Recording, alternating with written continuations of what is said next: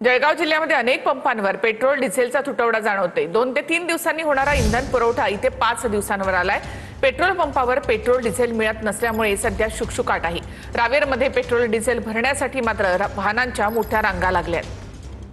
कंपन्यांकडून इंधन पुरवठा या ठिकाणी उशिराने होत असल्याने ग्रामीण भागासह जिल्ह्यात अनेक ठिकाणी इंधनाची टंचाई, भीषण टंचाई निर्माण झाल्याचं चित्र वास्तव या ठिकाणी पाहायला मिळतंय।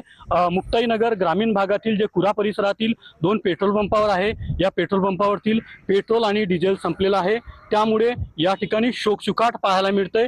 तर रावेरमध्ये देखील या ठिकाणी इंधन टंचाईचा भडका उडालेला आहे।